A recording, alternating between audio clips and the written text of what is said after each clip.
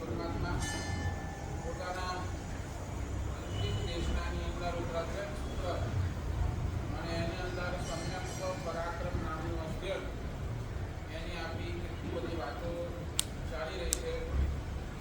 ભગવાન કહે છે કે જીવ તું ધર્મની અંદર ઉદ્યમતા ધર્મ કરવાનું તું મનની અંદર ભાવ છે.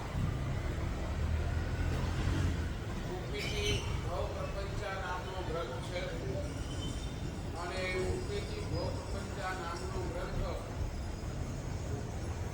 એની અંદર શાસ્ત્રકાર ભગવંતોએ બહુ સરસ મજાની વાત લખી છે કે જીવ તારા મનની અંદર આવનારો શુભ ભાવ એ અરિહંતની કૃપા છે, આપણી કોઈ તાકાત નથી. તારા મનની અંદર આવતો કોઈ એક શુભ ભાવ, તારા મનની અંદર આવતો ભાવ અને એ સારો ભાવ ક્યાંથી આવ્યો તો કે છે કે અનંત પરિવર્તનો થઈ ગયા એમની કૃપા છે, ત્યારે તારા મનની અંદર આવો શુભ ભાવ આવ્યો. આપણે ખાલી જો એમ જ વિચારવા બેસીએ ને તો આપણને એક પણ સારો ભાવ આવતો નથી. હવે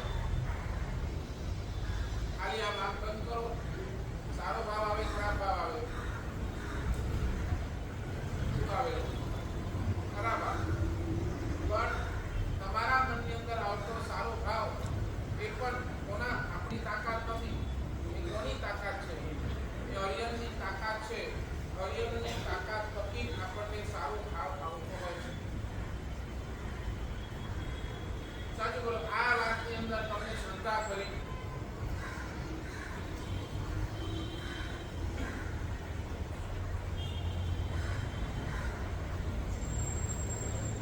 ભગવાન આપની જ કૃપાથી આજે ઉપવાસ કરવાનું મન પણ થયું ને તો ભગવાન આપની કૃપાથી મન પણ થયું ને તો એ આપની જ કૃપા હતી કે આ મન મરે છે. એટલે ભગવાન કહે છે પહેલા નંબરની અંદર તું શ્રદ્ધા લાવ. શ્રદ્ધાને એટલી મજબૂત કર, જે પણ થાય છે અરિહંત પરમાત્માના કૃપા થકી જ થાય છે. અને બીજા નંબરની અંદર વાત કરે છે જો તારી પાસે શ્રદ્ધા નથી ને તો એક કામ કર, પ્રેમ તો લાવ. પરમાત્મા પ્રત્યેનો પ્રેમ તો લાવ. પરમાત્માને હૃદયની અંદર બેસાડ. ભગવાન પ્રત્યેનો પ્રેમ તો એ ઉભો કર.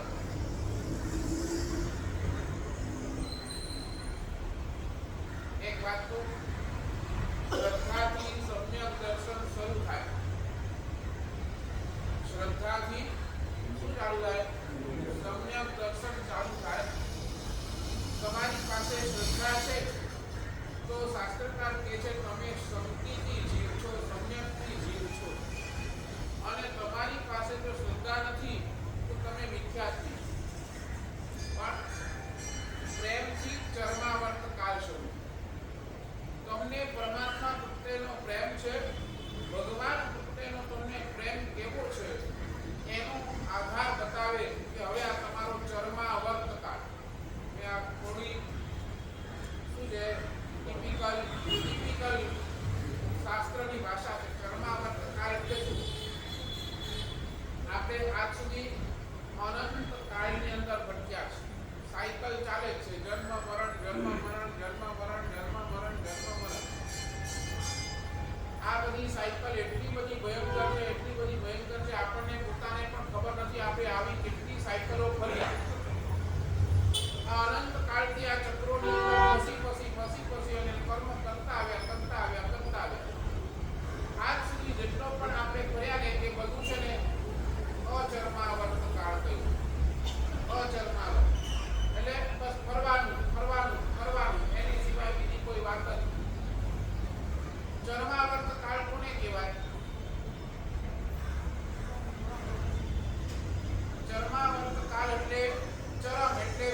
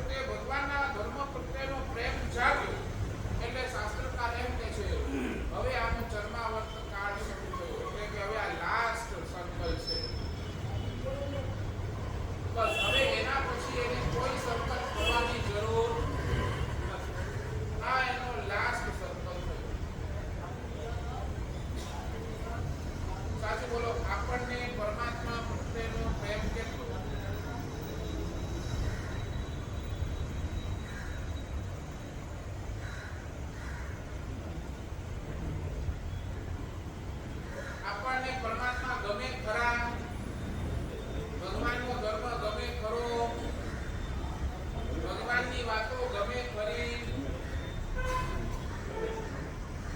સમજે છે. જો આ પ્રેમ છે તો સમજો આપણો આ અંતિમ ચરમાવર્ત છે, અંતિમ આવર્ત એટલે અંતિમ સર્કલ છે. અને પ્રેમ નથી તો હજી તો સર્કલ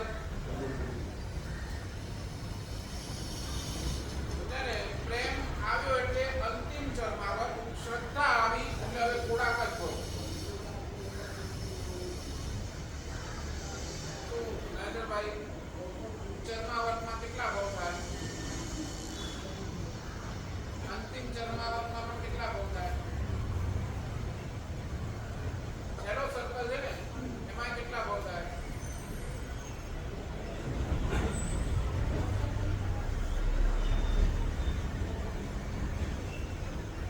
અંતિમ આવર્તની અંદર શાસ્ત્રકાર કહે અસંખ્ય ભોગ થાય.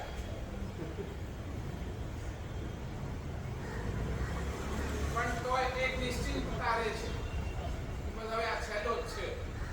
અને જીવને જેવું સમ્યક દર્શન આવ્યું એટલે હવે ભવની ગણતરી શરૂ થઈ ગઈ. હવે થોડાક ભવની અંદર આપણે અને એટલા જ માટે શાસ્ત્રકાર ભગવંતોએ 4 પ્રકારના અનુષ્ઠાન લખ્યા.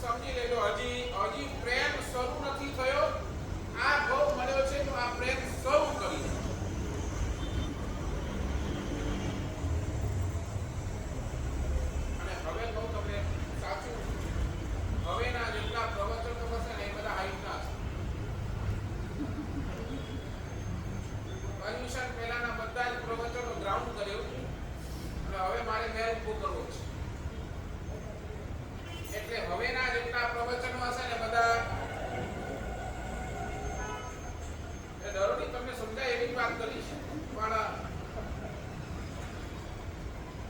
હવે થોડા અઘરા થશે.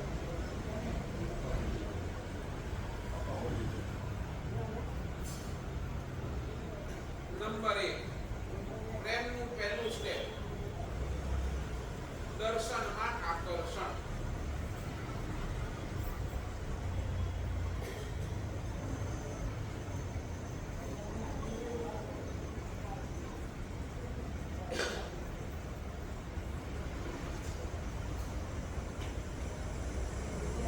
દર્શનમાં આકર્ષણ. તમે પરમાત્મા પાસે આવો, ભગવાનના દર્શન કરો, તમને આકર્ષણ કેટલું.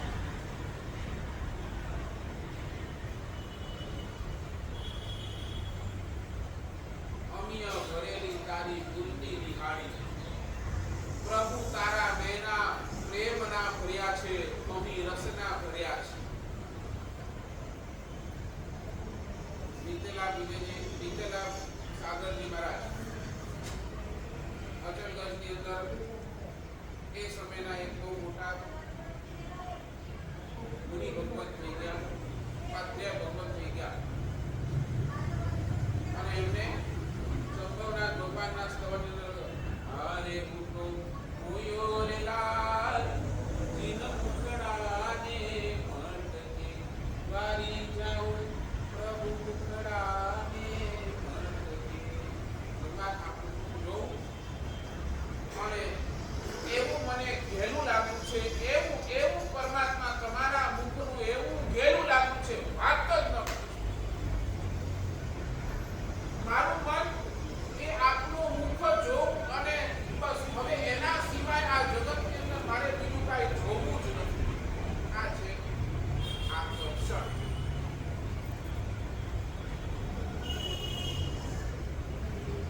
ભગવાન આપની મૂર્તિ જોવું, આપના દર્શન થયા, એના સિવાય હવે બીજો કોઈ દર્શન મને એની સામે ખેંચી જ નહીં શકે. તે હાઈટનું આકર્ષણ.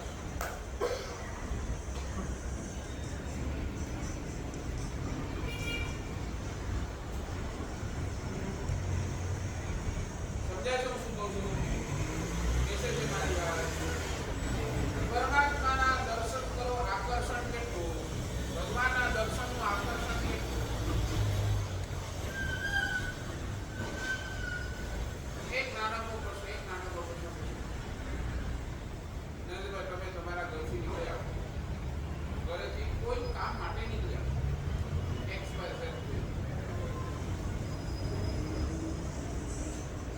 11 વાગ્યાનો ટાઈમ છે, અને તમે તમારા ઘરથી નીકળ્યા અને આ જ વસ્તુ લીધી, વચ્ચે દેરાસર આવે, તમે દેરાસરની અંદર આવીને દર્શન કરીને જાઓ કે એમને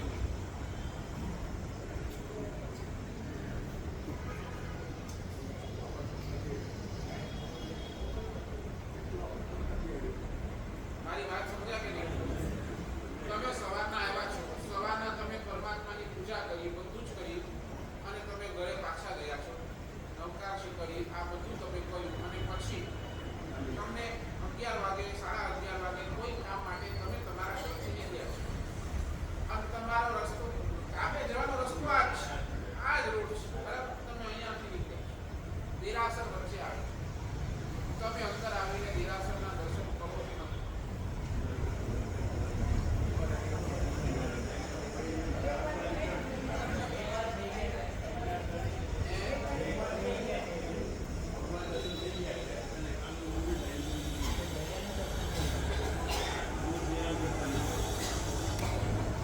શાસ્ત્રકાર એમ કહે છે, સાચું કહું, મહાનિશિક સૂત્ર આની સાક્ષી પૂરે છે. મહાનિશિક સૂત્ર આગમ ગ્રંથ છે, 45 આગમમાંનું એક આગમ, અને મહાનિશિક સૂત્ર આખું પ્રાયશ્ચિતનું આગમ છે. ઓળખો શું પાપ કર્યું છે ને એની સામે શું પ્રાયશ્ચિત આપવું, એનું આખું આગમ ગ્રંથ છે. એટલે મહાન ગ્રંથ છે, કેવા દેવાને ભણાવવાનું યોગ્ય હોય, ગંભીર હોય, પહેલા તો ગંભીરતા હોય, એને આ ગ્રંથ ભણાય. અને મહાનિશિક સૂત્ર એમ લખે છે કે તમે દેરાસરના બાજુમાંથી નીકળો અને તમે દર્શન કરીને ન જાઓ, અને તમે તરત આગળ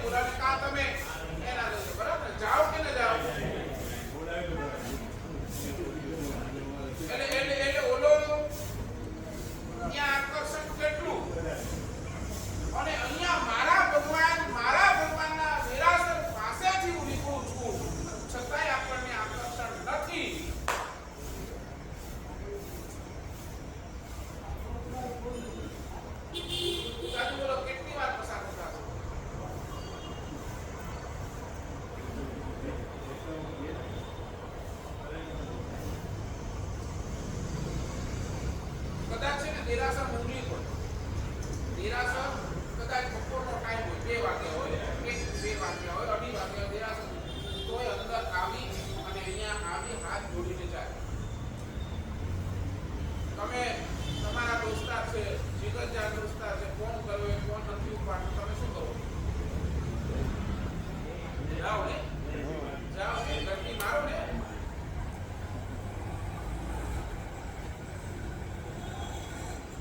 સમજાય છે ને સોલ્યુશન?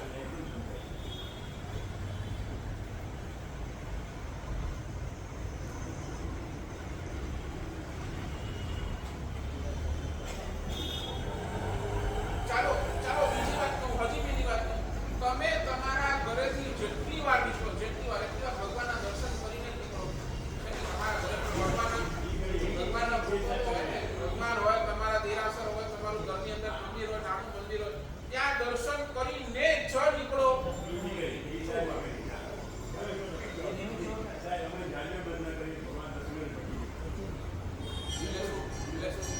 દર્શન નહીં કરવા ત્યાં જાઓ. એમની આખા દિવસની અંદર જ્યારે પણ ઘરથી નીકળો ત્યારે તમારા ઘરની અંદર જે પરમાત્માનો ફોટો એક્સપાયર છે, પાલીતાણાના આદિનાથ હોય કે ગિરનારના ડેમના હોય, હાથ જોડો, ત્યાં જાઓ, ફોટા પાસે જાઓ કે દરવાજાથી આપ કરો.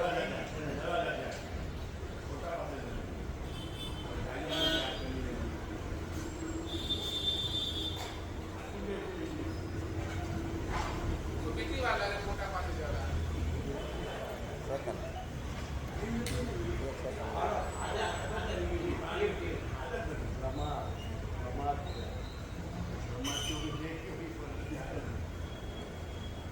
સમજ્યા ને શું કહું? આપણને આકર્ષણ નથી. આપણે છે ને ઓલી રૂટીન બેસાડી દીધી છે, આમ હાથ જોડી લીધા.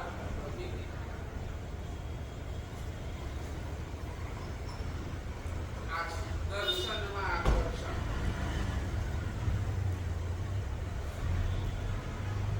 માથું નમતું જ નથી આપણું.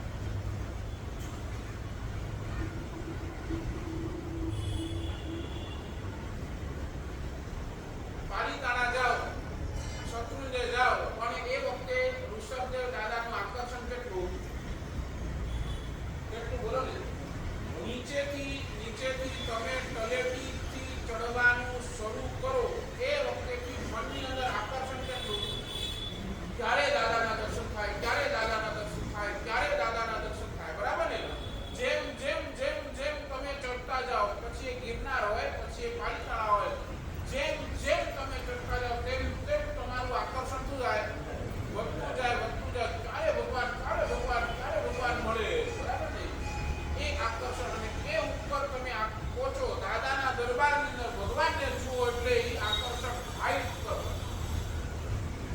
સમજાય ને? એ આકર્ષણ અહીંયા કેમ નહીં?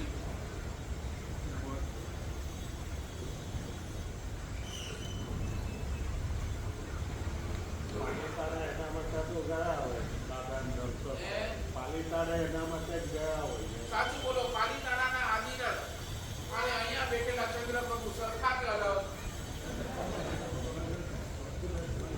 તો જે આકર્ષણ પાલીતાણાના આદિનાથ માટે છે, તે આકર્ષણ અહીંયાના ચંદ્રપ્રભુ માટે કેમ નહીં?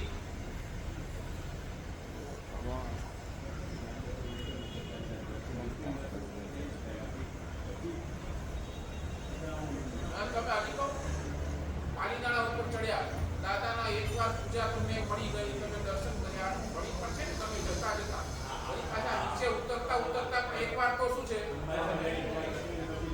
જાઓ ને. આ શું છે? હવે તમે ત્યાં એમ કેમ નથી કહેતા મેં પૂજા કરી લીધી, પક્ષાલ કરી લીધું, બધું કરી લીધું, હવે વળી પાછી જવા દીધું, હાલો ઉતરો નીચે.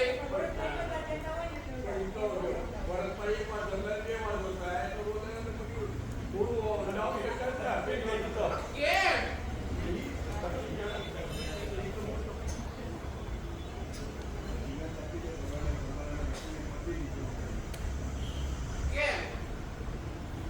ત્યાં આવું લોજિક નથી આપતા કે મેં તો દર્શન કરી લીધા, પૂજા કરી લીધી, પક્ષાલ કરી લીધું, બધું થઈ ગયું, હવે વળી પાછી જવાનું શું જરૂર?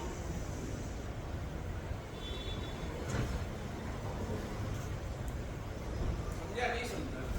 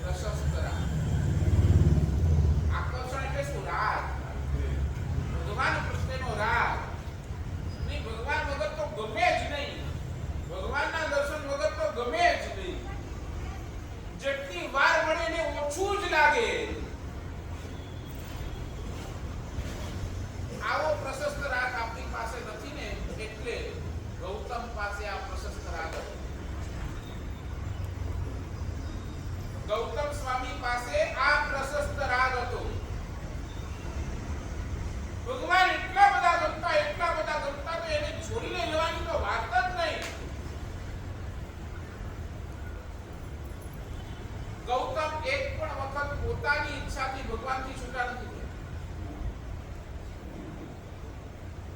જેટલી વાર પણ છૂટા પડ્યા છે ને એ ભગવાનને પૂછીને જ છૂટા પડ્યા.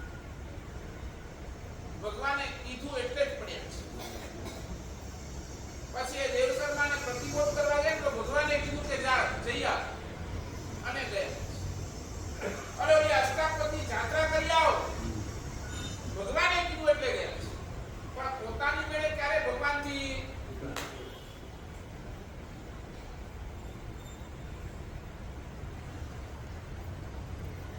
આપણે ત્યાં છે ને ગૃહ બંદી રાખવાનો એક પરંપરા ઘર દેરાસર. ઘર દેરાસર કોને કહેવાય? હા, તમારા ઘરની અંદર જ પરમાત્મા હોય એટલે ગૃહ મંદિર ઘર દેરાસર કહેવાય. કેમ આ પરંપરા હતી? તમે સંતના દેરાસરની અંદર તો એક લિમિટેશન હોય ને, ટાઈમની લિમિટેશન હોય, બરાબર ને? સંતનું દેરાસર છે એટલે એની ટાઈમ ટેબલ પ્રમાણે હાલતું હોય. સવારના 6 વાગે દ્વાર ઉદ્ઘાટન થશે, બપોરના 1 વાગે 2 વાગે સુધી હશે, વળી પાછું કમ્પ્લીટ થશે, વળી સાંજના 4-5 વાગે જે પણ ટાઈમ હશે એ સમયે દેરાસર પૂછશે. રાતના 8 વાગે 8, 8:30, 9 વાગે જે સુધી વ્યવસ્થા હોય એ પ્રમાણેની પછી વળી પાછો. પણ એ જ્યારે દેરાસર પૂરું હોય અને વચ્ચે ક્યાંક જીવને પરમાત્માના દર્શન કરવાનું મન થાય તો ક્યાં જશે? રાતના ક્યાંક પહોંચીતું તબિયત બગડી અને એ વખતે તમારી પાસે ગૃહ મંદિર, તમારા ઘરની અંદર મંદિર હશે, દેરાસર હશે તો એ સમય તબિયત બગડશે ને તો કદાચ એને એ સમયની અંદર ભગવાનના દર્શન થઈ જશે ને તો એ કદાચ એની સદગતિ થઈ જશે. આ પરંપરા રાતના ઉઠ્યા અને ભગવાનના દર્શન કરવાનું મન થઈ ગયું. અરે ભગવાન તમારા દર્શન, અને દોડીને પોતાના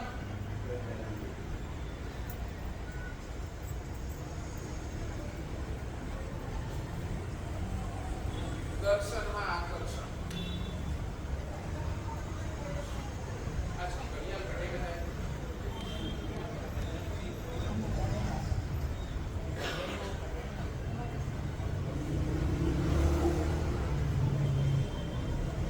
નંબર 2, શ્રવણમાં આનંદ. શ્રવણમાં આનંદ. શ્રવણ એટલે સાંભળવામાં આનંદ. ભગવાનના વચન શ્રવણ કરવામાં આનંદ. ભગવાનના વચન ઇમ્પ્લિમેન્ટ ક્યારે થશે એ જવાબ. પરમાત્માએ અનેક વચનો, અનેક આજ્ઞાઓ પોતાના એ દેશના કાળની અંદર, કેવળના કાળની અંદર ભગવાને ઘણી આજ્ઞાઓ કરી. એ બધી આજ્ઞાઓનું આપણે ઇમ્પ્લિમેન્ટ ક્યારે કરશું એ પછીની. પણ મને આ પરમાત્માના વચનો સાંભળવા મળે છે એનું આનંદ કેટલું.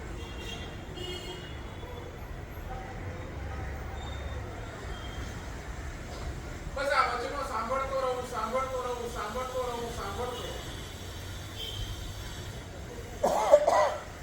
તમે અમારી પાસે આવો, તમને કેમ એટલો બધો સ્વાધ્યાયનો આનંદ કેમ? મારા ભગવાને મારા માટે આટલું બધું અને એ વાંચતો જાઉં, સાંભળતો જાઉં, સાંભળતો જાઉં, એનો આનંદ એટલો બધો છે. તમે આ મૂકી શકો.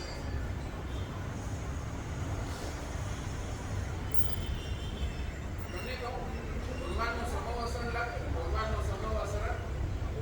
અને એની અંદર પ્રથમ 3 કલાકની દેશના પરમાત્મા પૂર્યા. 3 કલાક પરમાત્મા વર્ષ, પછી ભગવાન 3 કલાક પછી સ્ટોપ, અને પછી દેશના પણ આપે.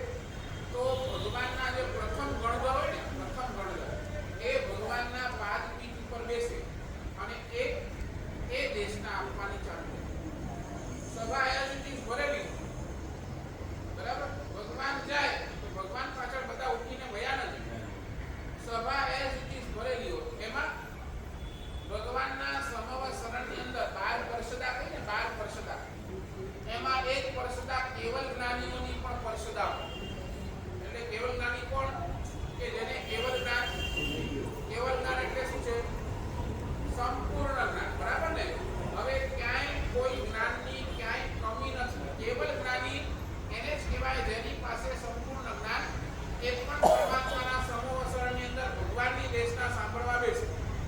ઔચિત્ય. એ કેવલ જ્ઞાનીને ખબર છે આના પછી ભગવાન શું બોલવાના છે ખબર છે,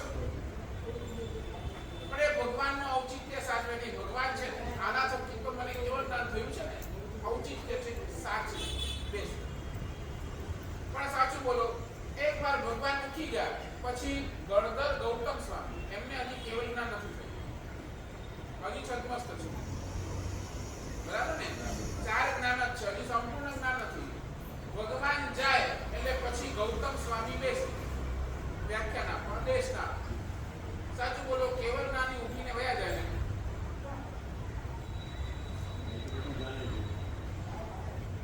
સમજાય ને હું શું કહું? કેવલ જ્ઞાની તો પછી એને તો કાઈ, એની પાસે તો બધું જ જ્ઞાન છે. હજી ગૌતમ સ્વામી પાસે જ્ઞાન અધૂરું છે, હજી તો ચાર જ્ઞાન છે. સમજાય છે હું શું કહું?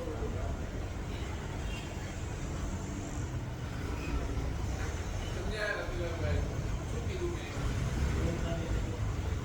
સમજ્યા ને? કેવલ જ્ઞાની હવે એને સાંભળવાની જરૂર કે નહીં? જરૂર છે કે નહીં? નહીં ને?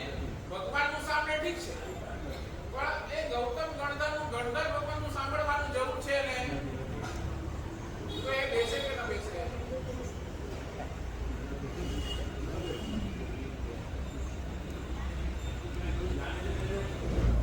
જરૂર નથી ને બેસવાની, તો ઉઠીને વયા જાય તો ચાલે નહીં.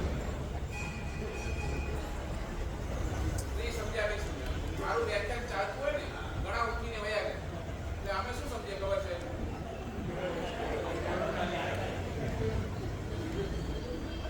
એટલે ત્યારે અમારે અમારા મનને કેવું મનાવવું પડે ખબર છે? હા, બધા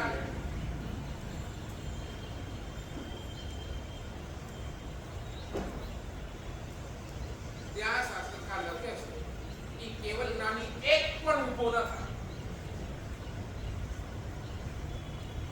એક પણ નહીં, એક પણ નહીં ઊભો ન થાય.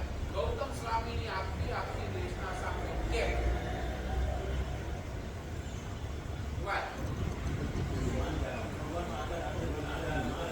કોનો? ભગવાનનો આદર કરવો ઠીક છે, ગૌતમ સ્વામીનો આદર શું કરવાનો છે?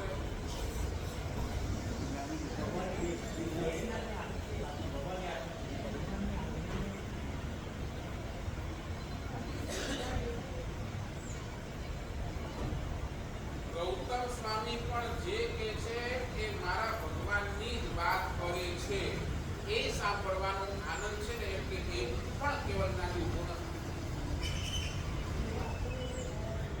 અને પાછો સાંભળે પણ કેવું ખબર છે? ગૌતમ સ્વામી બોલે છે અને એ સાંભળે, કેવલ જ્ઞાની સાંભળે કેવું ખબર છે? એટલો બધો આનંદ હોય, એમને લાગે કે આ તો હું પહેલી વાર સાંભળું છું. જેમ તમે બોલો છો ને, અમને તો આ ખબર જ નથી, અમે તો આ બધું પહેલી વાર સાંભળ્યું, એમ કોણ બોલતો હોય? કેવલ જ્ઞાની આમ બોલતો હોય, આ ગૌતમ સ્વામી બોલે ને, આ તો અમને પહેલી વાર જાણવા મળ્યું. બોલો કેટલું આનંદ!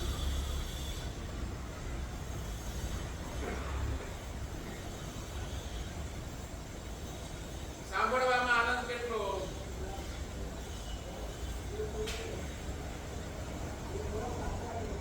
અરે પરમાત્માએ છેલ્લી દેશના, ભગવાનની છેલ્લી દેશના 48 અવર્સ ચાલી. કેટલા? 48 દિવસ કન્ટિન્યુઅસ ચાલી છે, કોઈ ઉભો નથી.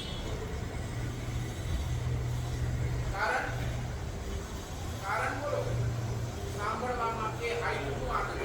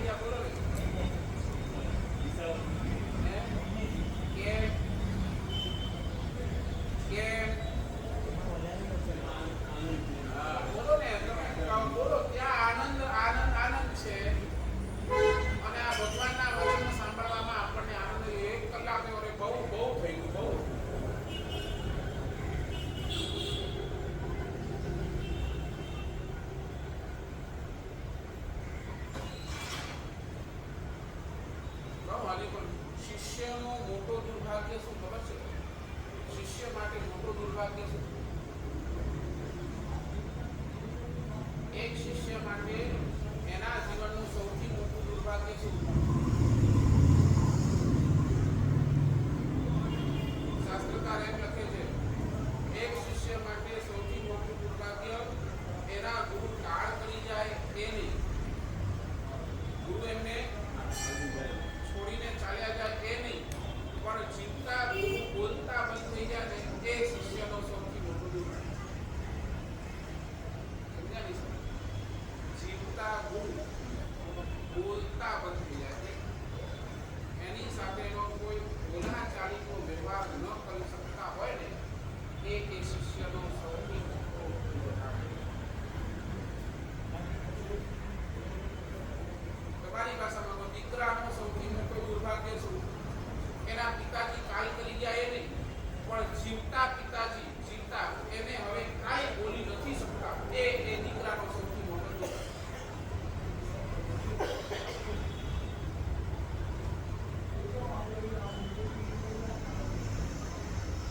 પરમાત્મા વીર ભગવાન વીરે 36,000 વાર ગુરુ ગૌતમનું નામ લીધું છે.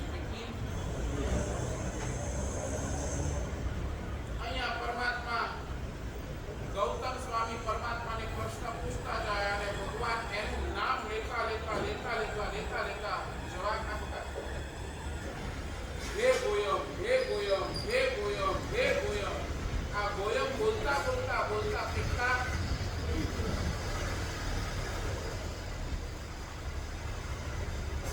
અને ભગવાન જ્યારે કાલ કરે, ભગવાન જ્યારે નિર્વાણ પામ્યા ત્યારે ગૌતમ સ્વામીને ખબર પડી અને ગૌતમ સ્વામી ધુસકે રડ્યા છે. કારણ શું? ત્યાં કારણ શું લખ્યું છે? કેમ ગૌતમ સ્વામી રડ્યા છે? એને ભગવાન નિર્વાણ પામ્યા એનો એટલો દુઃખ નહીં, પણ હવે મને ગૌતમ કરીને કોણ બોલાવશે એનો દુઃખ.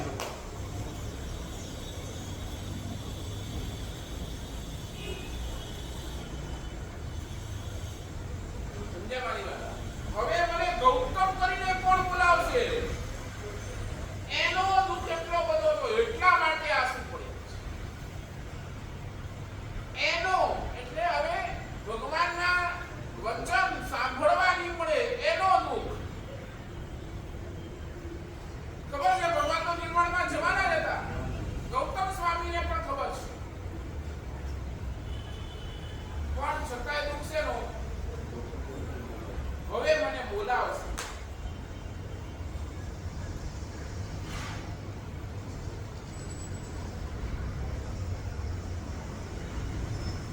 સાચું તો આ ભગવાનના વચનોની આપણે એટલી બધી ઉપેક્ષા કરી રહ્યા છે, એટલી બધી ઉપેક્ષા કરીએ, વાત નહીં પૂછો. ભગવાનના મંદિરની અંદર, દેરાસરની અંદર પૂજા કરવાનું મન થાય છે, પણ આ પ્રવચન સાંભળવાનું મન હજી સુધી આપણને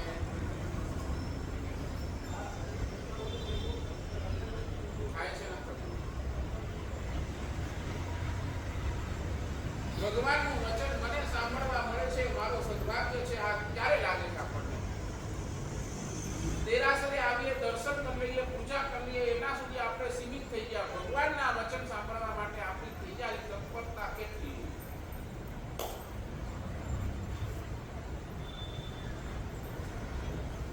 નહીં સમજે. દેરાસરમાં બેઠેલા પરમાત્મા, દેરાસરમાં બેઠેલા પરમાત્મા એ કેવલ જ્ઞાની છે. ભગવાન કેવલ જ્ઞાની છે. દેરાસરમાં બેઠેલા ભગવાન કેવલ જ્ઞાની છે અને હું અહીંયાથી જે બોલું છું ને એ કેવલ જ્ઞાન છે.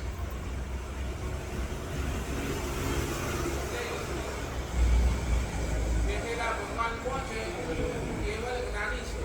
અહીંયાથી જે બોલાય છે ને એ શું છે? કેવલ જ્ઞાન છે. સાચું બોલો, શેમાં ઇન્ટરેસ્ટ? કેવલ જ્ઞાનીમાં ઇન્ટરેસ્ટ કે તમને કેવલ જ્ઞાનમાં ઇન્ટરેસ્ટ?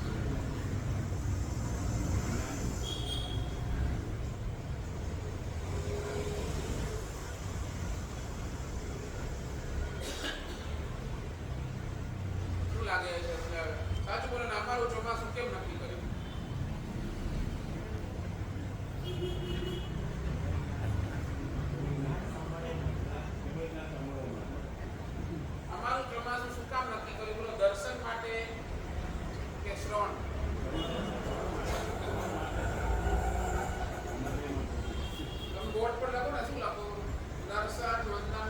લેસોજી શ્રવણ ક્યાં આવ્યું?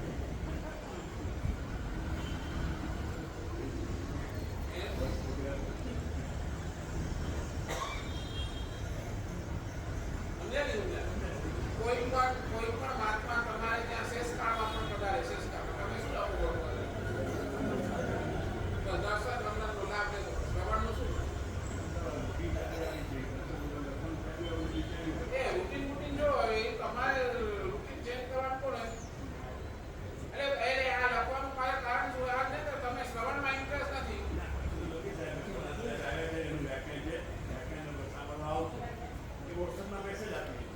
અંદર બેઠેલા ભગવાન જેને બોલતા નથી ને અહીંયા બોલીએ છે ને એટલે તમને દુખે છે પિતાય નથી.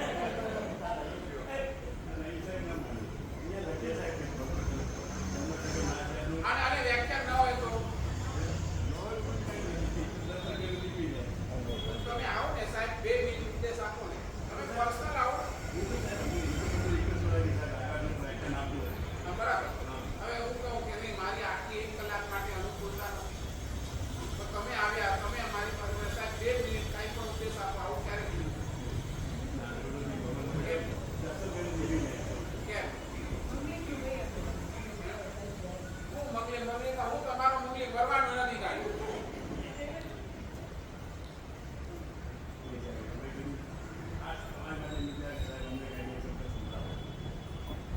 કેમ નહીં આ માનસિકતા? કેમ આ શ્રવણની અંદર આટલો ઇન્ટરેસ્ટ નહીં આપો?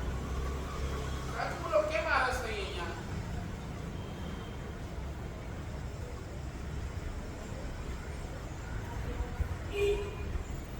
સાચું બોલો, તમે રસ એમાં કેમ આ રસ? તમે અમારી પાસે આવો ને તમને એક રસ મારા સાહેબ અમારી વાવા કરી બસ. તો આવો નરેન્દ્રભાઈ, કેમ છો? મજામાં છો ને? કેવું ચાલે છે બધું?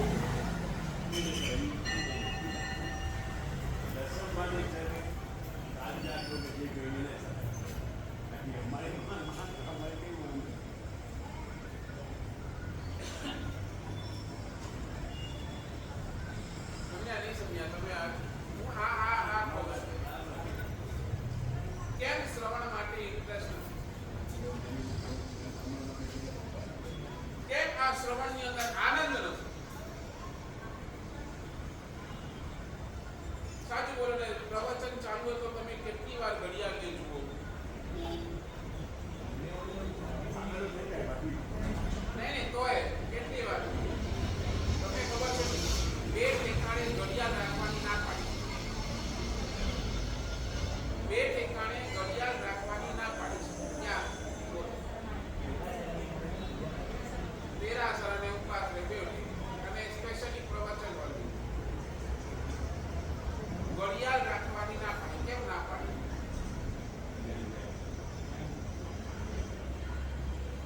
ઘડિયાળ હોય તો તમને દેખાય ને આટલા વાગ્યા.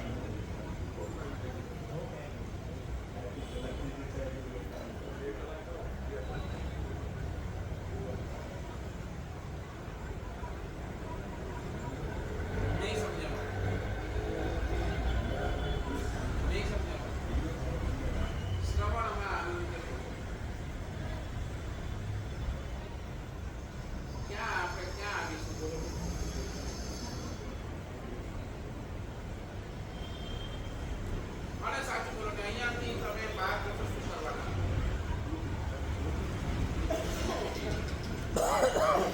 કયો તમારો મોટો બિઝનેસ એવો લઈને બેઠા છો? બોલો ને, રખડાવે શું કરવાના? તો શું કરવાના? આવે ઘરે જઈને શું કરવાનું? બસ પંચાયતી જ કરવાની ને. એના અંદર તમને આનંદ, અહીંયા આનંદ નહીં.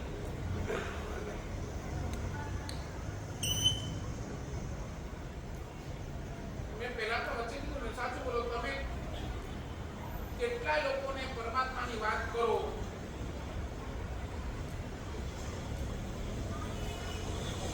આજે મારા સાહેબે વ્યાખ્યાનમાં આવું કર્યું, આવું કીધું, કેટલા લોકો સાથે શેર કરો, નહીં સમજ્યા? તમારા આલતુ ફાલતુના મેસેજો તમે આમને આમ ફોરવર્ડ કરો. આજે ફલાણા નરેન્દ્ર મોદીએ આમ કીધું, એક ફોરવર્ડ થાય કે ન થાય? થાય ને. નરેન્દ્ર મોદી આમ બોલ્યા એ ફોરવર્ડ તમારાથી થાય તો કેમ આ કેમ નહીં મારા સાહેબ આ બોલ્યા એ કેમ ફોરવર્ડ ન થાય?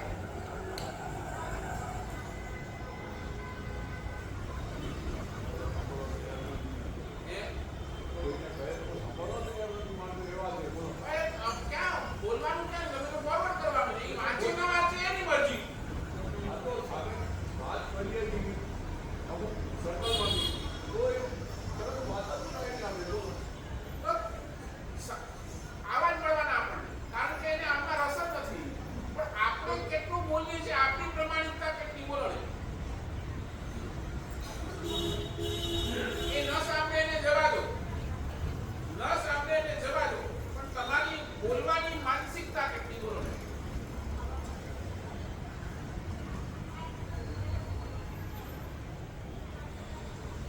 કેમ નહીં એ પૂછો. સામે વાળો આજે નથી સાંભળતો, કાલે નહીં સાંભળે, પરમ દિવસે એકના દિવસે સાંભળશે ને તમે રોજ કેસો તો સાંભળશે ને.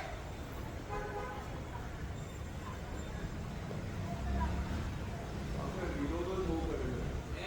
સામે કેટલા મોટા પેજ તો કરે કે આપણું મન હું શું કહું છું? પણ તમે એકવાર કરો તો ખરા. તમારા ક્વેશ્ચન આવે બરાબર તો તમારે શું કરવાનું? એને શાંતિથી જવાબ આપવાનો. તારા જે પ્રશ્ન છે ને આપ બીજા દિવસે ઉઠે ને મારા સાહેબને પૂછીને લાવીશ.